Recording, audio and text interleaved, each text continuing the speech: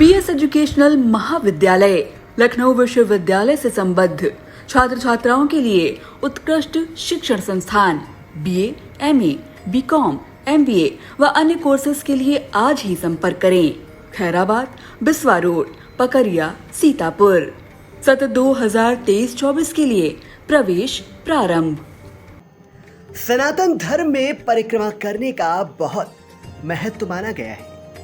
ये परिक्रमा कई तरह से की जाती है, जैसे मंदिर की परिक्रमा, वृक्ष की परिक्रमा, तीर्थ स्थान की परिक्रमा, देवी देवताओं की मूर्ति की परिक्रमा, गिरिराज आदि की परिक्रमा। इनमें से भी प्रत्येक देवी देवता की परिक्रमा करने के अलग अलग नियम हैं। इसी तरह भगवान शिव की परिक्रमा करने के भी नियम बताए गए हैं, जिसमें शिव जी की मूर्ति की परिक्रमा तो पूरी की जा सकती है, लेकिन शिवलिंग की केवल आधी ही परिक्रमा की जाती है।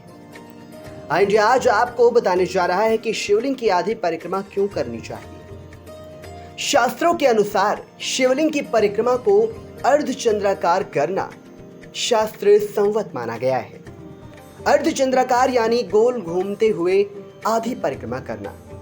शिवलिंग की परिक्रमा करते समय दिशा का ध्यान रखना बहुत जरूरी है। शिवलिंग की परिक्रमा हमेशा बाईं ओर से आरंभ करके जलधारी तक जाकर विपरीत दिशा में लौटकर दूसरी ओर से फिर से परिक्रमा पूर्ण करनी चाहिए।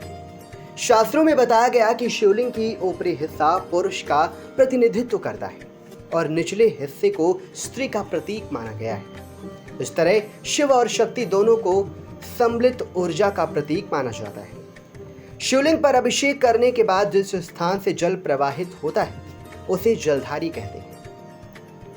माना जाता है कि शिवलिंग से ऊर्जा का प्रवाह होता है।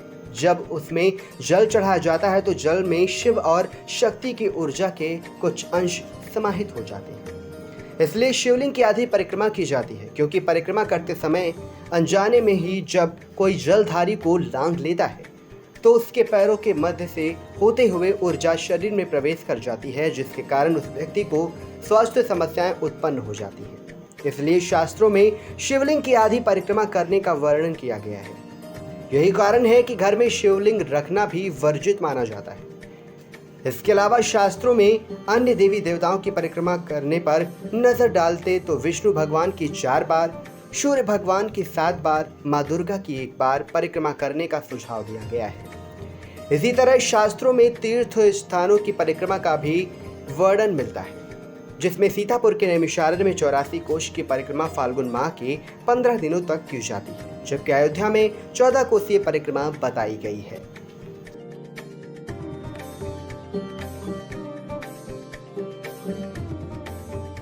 G S Singh institute of pharmacy, Parasrai, Dhondi, Laharpur road, Sitapur.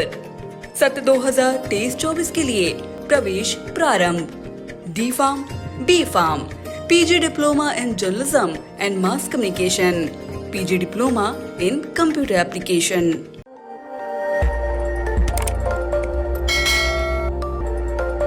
खबर आपकी, नजर हमारी।